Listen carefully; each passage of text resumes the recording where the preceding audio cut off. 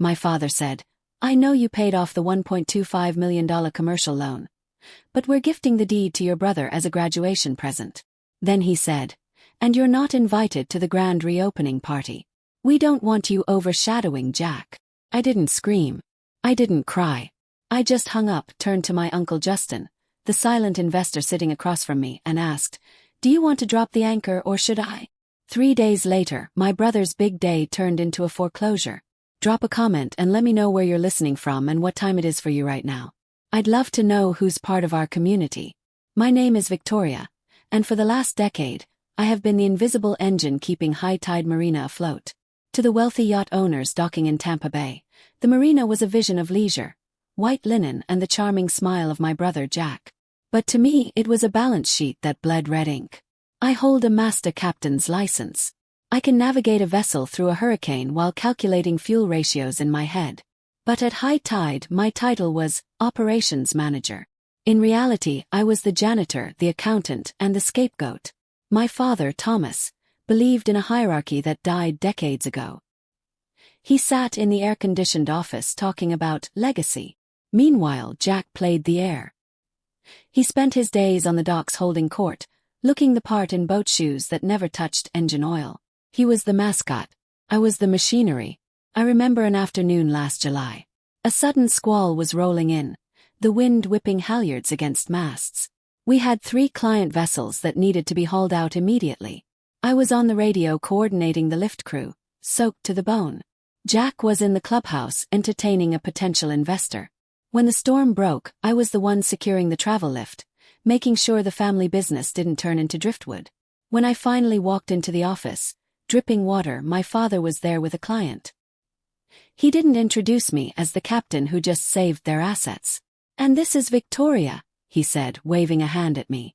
She handles the administrative side. Keeps the paperwork tidy.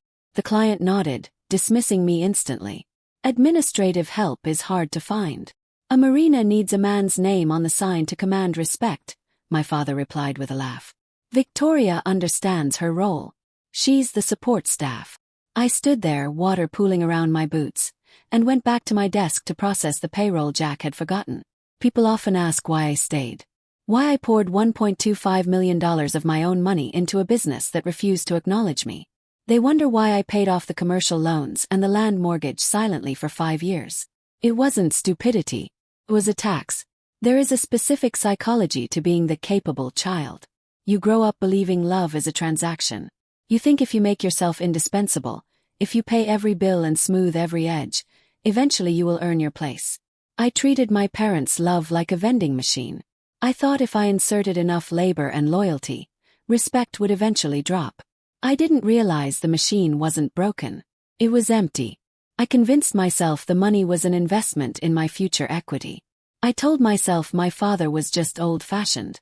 In reality, I was funding the very stage they would use to announce my replacement. I was the silent anchor holding the ship steady while they partied on the deck. But anchors are designed to be cut loose the moment the ship wants to sail away. It was 3 days before the grand reopening.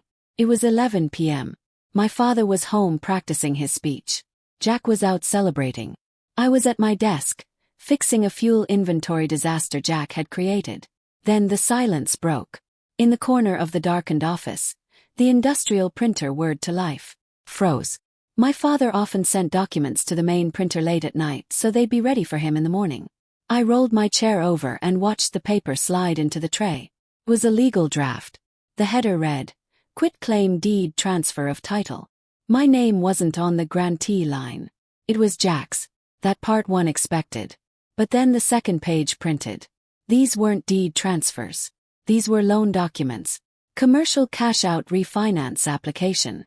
My breath hitched. The property was free and clear. I knew this because I was the one who had wired the final payment 3 weeks ago. I had spent 5 years ensuring this land was unencumbered. According to these papers, my father wasn't just handing the keys to Jack. He was leveraging the property again. He was taking out a new loan for $200,000 in Jack's name, using the equity I had built as collateral. There was a sticky note attached to the scanned page, a handwritten note from my father to the banker. Need this expedited for the Clean Slate Fund. Want the boy to have operating capital day one. A clean slate. They weren't just erasing my name. They were liquefying my sacrifice. Every double shift, every bonus I poured into the mortgage, it was all being converted into cash for Jack. They were stealing my equity to fund his incompetence. If Jack defaulted, and he would, the bank would take the marina. My legacy would be auctioned off. I didn't scream. Cold, hard clarity settled over me. This wasn't family dysfunction. This was financial theft. They thought I was too passive to check the filing cabinet, too administrative to understand a cash-out refinance. I walked to the printer. I scanned the entire stack of incriminating paper and emailed it to my encrypted server. Then I placed the originals back in the tray exactly as they had fallen. My father wanted a clean slate for his son. Fine. I would give him one. But first I was going to make sure he understood exactly who owned the chalk. I sat in the dark, rereading the documents. Clean slate. The words tasted like ash. As I stared at the numbers, another memory surfaced. 5 years ago, High Tide Marina had faced financial ruin. My father blamed market conditions. But I had dug deeper and found the incident report filed away in a mislabeled box. A 60-foot Sunseeker yacht, the Blue Horizon, had sunk at the dock due to mechanical failure, according to the official log. But the supplementary report told the truth. Jack, then 20 and unlicensed, had taken the yacht for a midnight joyride. He'd run it aground, tearing the hull open.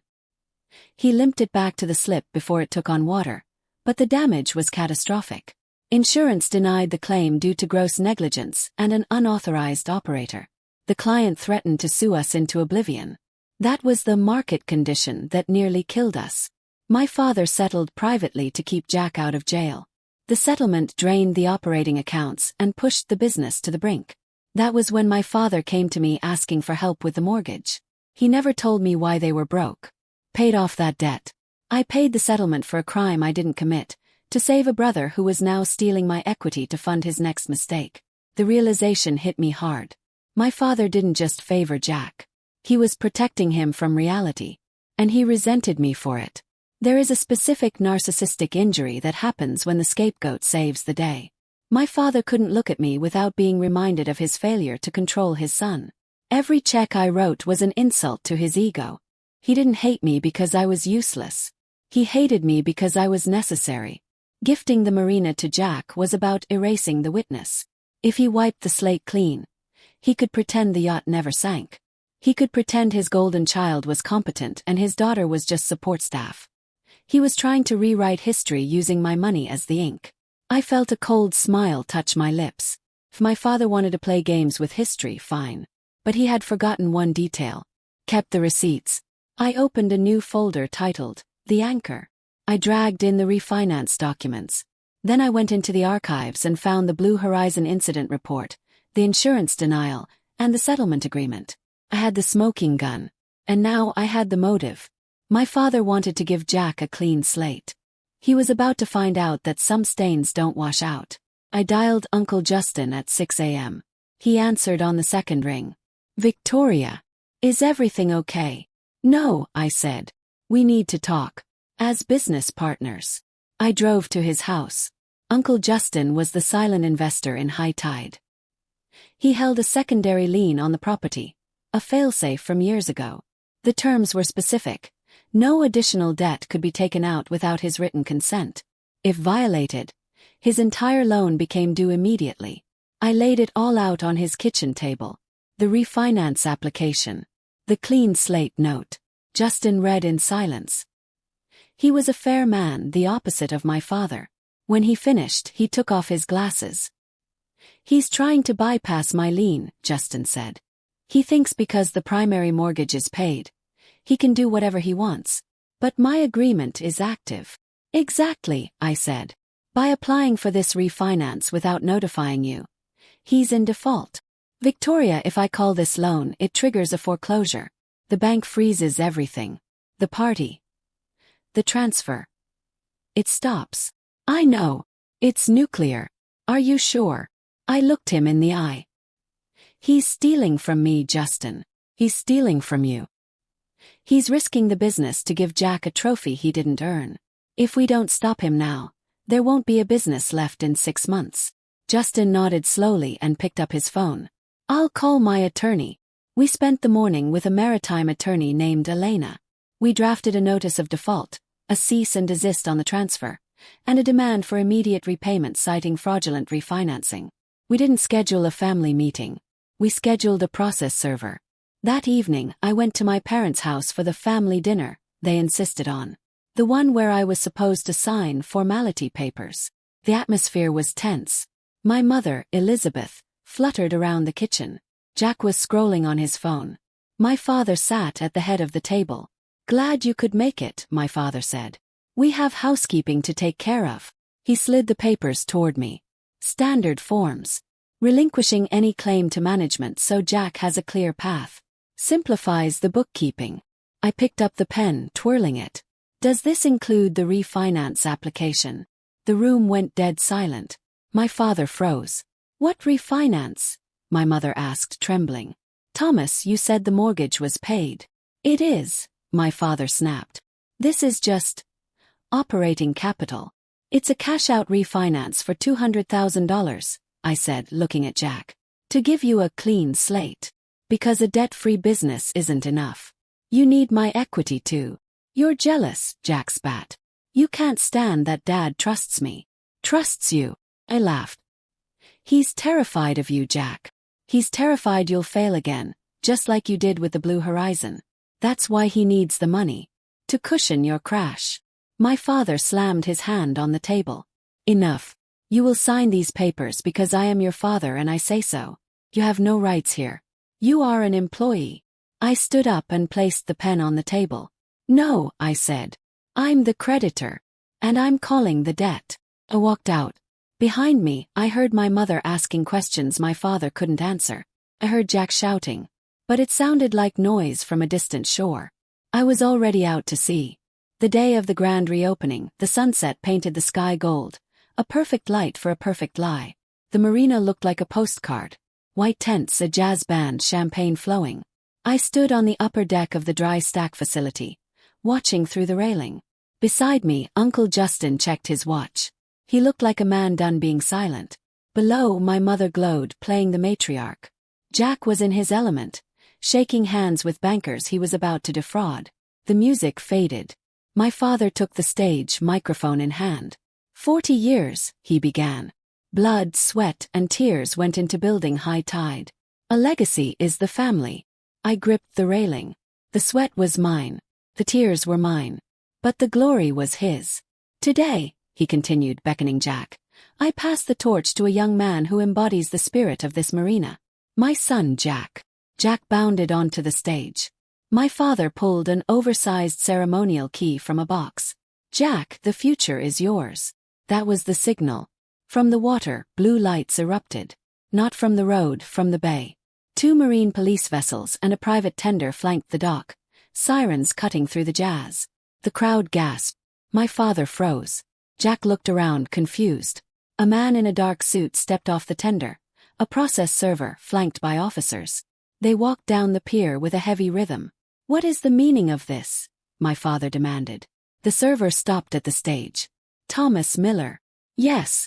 I'm serving you with an emergency injunction and a notice of default on behalf of the lien holder, Justin Miller." My father's face went white. He looked up and locked eyes with me on the upper deck. "The notice cites breach of contract due to attempted fraudulent refinancing," the server announced, his voice carrying over the water. "And per the filing, the incident report regarding the sinking of the Blue Horizon has been entered into public record as evidence of prior gross negligence." A murmur rippled through the crowd. The wealthy boat owners knew that name. Now they had confirmation. "Lies!" Jack screamed. "She's lying. She's jealous." "It's a public filing, Jack," I said, my voice carrying in the silence. "The insurance denial. The settlement. The refinance application. It's all there." The guests backed away. My mother sobbed. Jack did the only thing he knew how to do. He ran. He sprinted toward the company's 40-foot Sea Ray. "I'm leaving," he shouted, fumbling with the lines. "You can't stop me." I watched him with cold pity. "Check the prop, Jack." He slammed the keys into the ignition. The engine roared, but the boat didn't move. He revved it again. Nothing. I had booted it. An hour ago, I had dived under the hull and locked the propeller shaft with an anti-theft clamp. The marine police stepped onto the boat. "Cut the engines, son." As they escorted Jack off in handcuffs for attempting to flee a fraud investigation, I looked at my father. He stood alone, the ceremonial key in the dirt. The clean slate he wanted had arrived. It was wiped clean of everything. The silence that followed was heavier than any storm. The guests evaporated, leaving behind the debris of a celebration that never started. My father sat on the edge of the stage, staring at the empty slip. For the first time, Thomas Miller looked like a captain without a ship. The legal process was brutal and precise. Uncle Justin accepted the deed in lieu of foreclosure. Because the refinance application was fraudulent, the bank froze my father's personal assets. They lost the house. They lost the marina. They lost the narrative. 3 weeks later, I stood by the gate with a crowbar.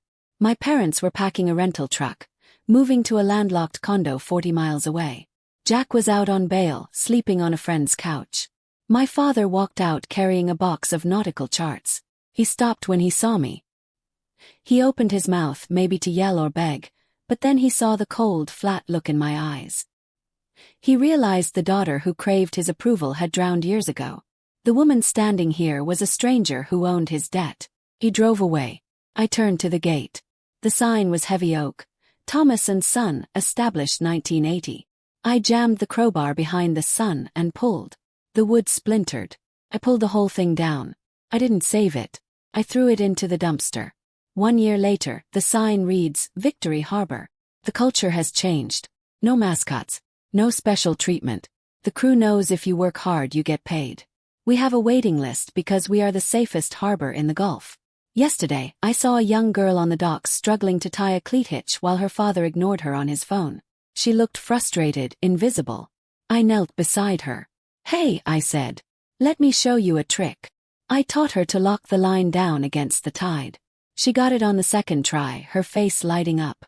"Thanks, Captain," she said. "You're welcome," I replied. "You're good at this. Don't let anyone tell you otherwise." I walked back to my office, the one where the printer only prints what I tell it to. I used to think my life was a tragedy of exclusion. I spent 32 years waiting for a seat at a table where I was despised. I thought if I served the food perfectly, eventually they would pull out a chair for me. But I learned something on the water. You cannot navigate a ship by looking backward at the wake. And you cannot build a life by begging for scraps from people who are full off your sacrifice. If you are standing outside a door that is locked to you, stop knocking. Stop paying the mortgage on the building. Turn around. Look at the ground beneath your feet. It is solid. Look at your hands. They are capable. Don't wait for an invitation to their table. Burn the table down and build your own boat. If this story reminded you that your worth isn't determined by who overlooks you, but by what you build, hit that like button and share this with someone who needs to hear it.